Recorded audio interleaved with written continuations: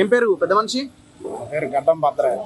ఏం జరిగింది ఆ రోజు ఇంత మునపరాలుగా ఇప్పుడు మిషన్ భగీరథ అని మా ఊరి దగ్గర అల్లా ప్లాంట్లో పని చేస్తాడు ఒక 9 నెలల మంది. రోజువారీగా పొద్దున ఉదయం 9ంటికి పోయి సాయంత్రం 5ంటికి వచ్చేవాడు. అదే విధంగా ఆ రోజు కూడా అట్నే వెళ్ళిపోయాడు. అదే విధంగా వెళ్ళిపోతే కనీసానికి అసలు మేము రోజు వచ్చే వాళ్ళ ఇది కదా అనుకుంటే ఎప్పుడు మరి వేసుకుంటో తెలియదు. అక్కడ ఆ మందులు వేసుకుని అది మొత్తం రాసి మేడం రాసి గ్రూప్లో పెట్టినట్ట. గ్రూపులో పెడితే వాళ్ళ ఫ్రెండ్ ఒక అతనంగా నా నెంబర్ ఉండే మా ఖమ్మంలో ఉంటాడు అబ్బాయి. ఆ నెంబర్ గ్రూప్ చూసి నాకు ఫోన్ చేసి బాబాయ్ ఎట్ట సంగతి ఏంది వాడు ఎట్ట మాట్లాడుతుంటూ చిన్నోడు మంచిగా అనిపించలేదు అసలు ఒకసారి పోయి ఎక్కడ ఉన్నట్ట నువ్వు ఆడన్నావు అంటే నేను ఆడన్నా బాబాయ్ లైబ్రరీలో ఉంటాడు ఎక్కువ లైబ్రరీలో ఖమ్మం అసలు ఆ రోజు డ్యూటీ ఉంది కాబట్టి అక్కడ పోయింది. అసలు పోతే ఇక్కడికన్నా అక్కడికన్నా 2 వైపులో పోతారు ఎటు పోడు ఇటు ఎక్కువ తక్కువ అటు ఇటు తిరుగుడు కాదు. ఆ రోజు ఏం చేసినంటే ఆడికే పోయినా వెళ్ళిపోయేసరికి ఇక అప్పటికి తాగి టేబుల్ మీద పడిపోయింది. అట్లా కుర్చీలో కూర్చుండే కానీ టేబుల్ మీద పడిపోయింది. ఆ ఎలకల పేస్తోడు సీట్లు ఇప్పుడు అక్కడ ఉన్నాయి సీట్లు చూసారో మీరు ఆ సీట్లన్నీ మా యామ కోడే మందులు వాళ్ళ అమ్మ కోడే మందులు అవి ఒక్క మాత్రన్నర ఎత్తినా మా వాళ్ళు నిద్రపోతారు మా యామ నిద్రపోతుంది. అసలు మాత్రలో అవి ఎన్ని సీట్లు వేసినా చూడండి అన్ని వేసుకున్నాం మళ్ళీ కవర్లు అన్ని వేసుకుండు 110 మాత్రలు వేసుకున్నాను. అన్ని వేసుకుంటే మళ్ళీ దాని చూడు ఎలకల పేస్ట్ తీసుకుపోయి గిలాసులో వాటర్లో పోసుకొని కలుపుకొని గిలాస్ నిండా లేదు వాటర్ మరి తాగింది తెలియదు తాగింది తెలియదు తాగింది అంటాను సగానికి ఎక్కువ ఉంది. అది చేయటం వల్ల ఇక్కడ హాస్పిటల్కి నైట్ ఎమ్మట మా తమ్ముడికి మా అన్నయ్యకి ఫోన్ చేస్తే మా పిల్లగాళ్ళు వచ్చి కార్లు ఏమంటే ఇమీడియట్గా ఒక అరగంటలో తీసుకొచ్చారు.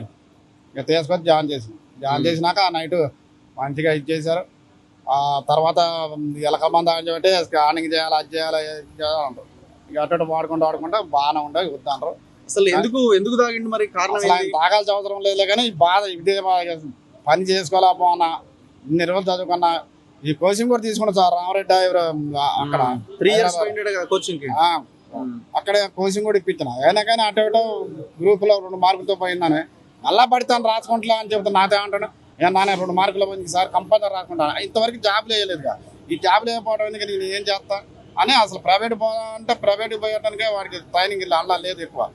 ప్రైవేట్ పోవాలంటే అల్లా పోతే 2 సంవత్సరాలు ట్రైనింగ్ కావాలంటారా నీకు సీనియారిటీ ఉండాలంటారా దానికి కూడా తిరుగుతున్నా అల్లా చేసుకునే అవకాశం లేదు. ఇక అటు అక్కడ మిషన్ బయలు వాళ్ళ ఫ్రెండ్ ద్వారా అల్లకు 10-12 ఏళ్ళు ఇస్తారు. ఇక అటు చేసుకుంటున్నా కదా అనుకుంటే అనుకోకుండా చేసింది ఇది మాకేకి అంత తెలిసింది కాదు అసలు. ఆ లెటర్ పెట్టే వాడు పోస్ట్ చేయకపోతే గ్రూప్లో పెట్టకపోతే అసలు తెలిసేది కాదు ఇక అసలు ఎవరికి తెలియదు. ఇక అట్లా ఇదేంది ఆ విధంగా అయిన తర్వాత కూడా ఇప్పుడు అటు వచ్చినాక ఇంతవరకు అయితే గవర్నమెంట్ నుంచి కనీసానికి ఇదేందని సహకారంగానే వచ్చే మందులు ఉండే వాళ్ళు ఇళ్ళు బయట వాళ్ళు వస్తారు తప్ప అంతా ఎంతో ఎవరో వాళ్ళు ఇస్తారు. ఇలా నామా నాగేశ్వరరావు గారు 50,000 మా ఇస్తామని ఇచ్చిపోయారు ఇందాకపోతున్నా. ఇక వేరే గవర్నమెంట్ 3 మంత్రులు ఉన్నారు ఇక్కడ ఉండి కూడా ఒక్కళ్ళు ఎంతవరకు రాలేదు. మా ఒక్క మంత్రి కదా కనీసం చూడటానికి కూడా రాలేదు. అట్లా అయింది. నిన్న ఒక ఫోన్ చేశారా తండ్రి కాబట్టి మీకన్నా ఫోన్ చేయాలి కనీసం? ఫోన్ లేదు మా ఊరు కూడా ఎవరు చేయాలి ఫోన్. మా కాడ కాంగ్రెస్ నాయకులు కూడా ఉన్నారు కానీ ఎవరు ఫోన్ చేయాలి. మా దగ్గర ఉన్నారు మా మధుర నియోజకవర్గం నుంచి కూడా కనీసం ఎవరు చేయాలి. మా ముదిగొండ కూడా మా నాయకులు ఉన్నారండి పెద్ద పెద్ద నాయకులు ఉన్నారు ముదిగొండ కాంగ్రెస్ నాయకులు వాళ్ళు కూడా ఎవరు ఇది కాదు. అయితే నిన్న ఒక అతను పొద్దున్న మన హెల్త్ చైర్మన్ అంట మరి ఎవరో ఆయన ఇంతమంది చేసినా నిన్న పొద్దున వచ్చి ఒక 5,000 ఇచ్చిపోయాడు. ఏదైనా సహకారం చేస్తా ఉండు. మళ్ళీ అతనే వికలాంగులు ఒక అతను నిన్న సాయంత్రం 5ంటికి వచ్చిన హైదరాబాద్ నుంచి ఆయన పేరు ఏం పేరు నిన్న మాటప్పుడు వచ్చి ఒక 5,000 ఇచ్చిపోయాడు.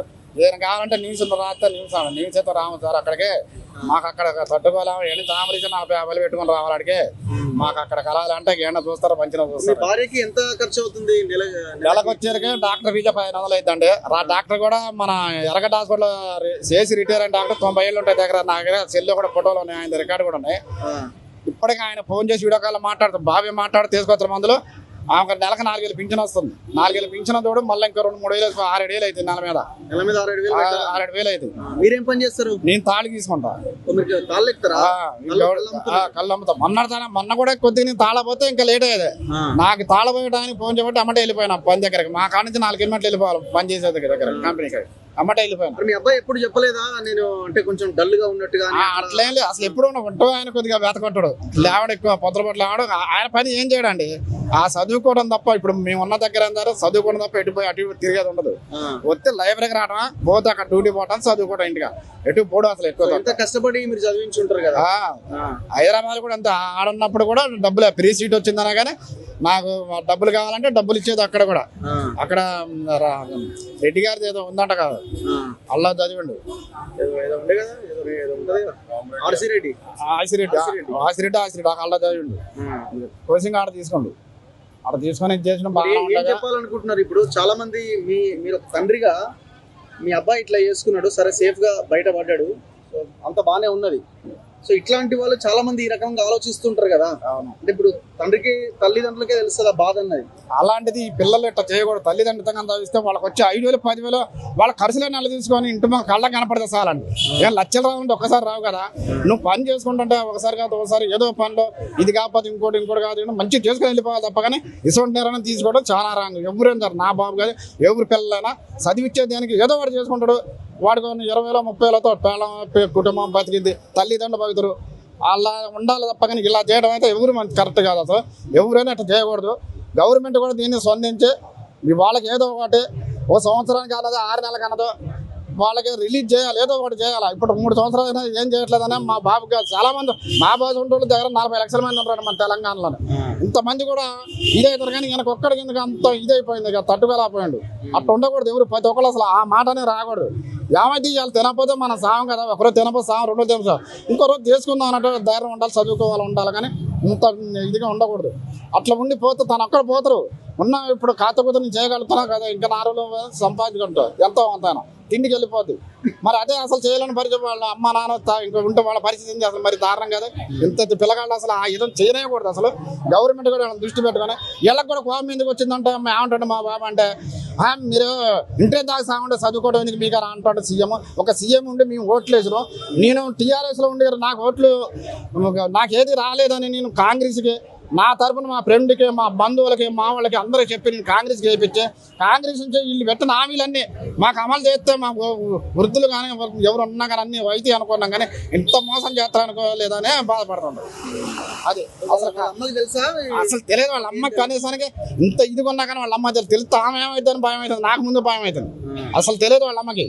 ఇవాళ ఒకటే ఉంటుంది ఇంటికాడ ఉంటే మా బామరుదులు ఇద్దరు, ఇక మా అత్తగారు మా బామరుది వచ్చి పొద్దున్న చేసుకోరు వాళ్ళ ఇంటికి. ఆరుగూడెం నేలకొండపల్లి మండలం, ఆరుగూడెం ఖమ్మం జిల్లా వాళ్ళది కూడా. ఖమ్మం జిల్లా నోలకెళ్ళి మండలం ఆరుగూడెం. ఇవాళ తీసుకెళ్ళారు అక్కడికి. ఇవాళ తీసుకపోతే మా తర్వాత అత్తలు అంటే వెళ్ళిపోయింది. అట్లా హాస్పిటల్ ఖర్చు ఇదంతా వాళ్ళు పెడుతున్నారా? ఇంతవరకు అయితే ఎవరు ఇవ్వలేదు. నిన్న ఒక ఇద్దరు వచ్చి ఉదయం ఒకళ్ళు 5,000 ఇచ్చారు, సాయంత్రం ఒకళ్ళు 5,000 ఇచ్చారు. గవర్నమెంట్ మేము చూపిస్తామని ఎక్కడ చెప్పలే. ఇంకా గవర్నమెంట్ వాళ్ళంతా అదే కోరుతున్నాం. గవర్నమెంట్ నుంచి రావాలని నిన్న వచ్చారు. పువ్వాడు విజయ్ కుమార్ గారు వచ్చిండు, నామ నాగేశ్వరరావు గారు వచ్చిండు, తాత మధు గారు వచ్చిండు, కమలరాజు గారు వచ్చిండు, ఇంకా చాలా మంది వచ్చారు.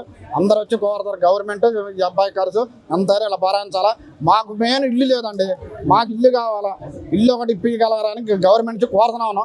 ఎంఆర్ఆ చుట్టూ తిరిగిండు మా బాబు, ఆర్ఏ చుట్టూ తిరిగిండు, కలెక్టర్ ఆఫీస్ చేసినాం 3 సార్లు చేసిండు, 3 సార్లు తిరిగి వచ్చిండు. ఇంతవరకు దాని గురించి పట్టించుకోవట్లేదు. మాకు అసలు ఉంటారు ఇల్లు తిరిగా ఊళ్ళో కిరాకుండా అన్ని తెలుసు. మా తాతల ముత్తాతల కానీ లక్ష్మీపురం మాది అదే ఊరు. ఆ ఊళ్ళో అందరూ తెలుసు మేము పుట్టిన కానీ జట్టు ఉండేది ఏం చేసి అందరికి. అయినా కానీ అక్కడ ఉన్న నాయకులు మండల ఉన్న నాయకులకి అంత పట్టించుకోవట్లా. అట్లా చేస్తారండి. మరి కాంగ్రెస్ మాత్రం మరి దారుణమే.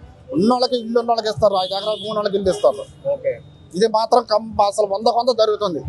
లేని వాళ్ళకి ఇస్తామని అంటారు. ఇప్పుడు ఈ పొంగూరు శ్రీనివాసరెడ్డి గారు అయినా మరి ఆయన దృష్టికి ఎందుకు పోవట్లేదు మరి ఏంటో, ఆయన గృహశాఖ మంత్రి అంటారు. కనీసానికి అతనన్నా కొద్దిగా ఏమైనా హెల్ప్ చేస్తారని అనుకుంటే ఆయన కూడా కనీసం ఇంతవరకు మరి తెలుసో తెలియదు ఇంతవరకు ఏం పట్టించుకోవట్లేదు. ఒక వాకింగ్ కూడా ఇవ్వట్లేదు అసలు ఆయన.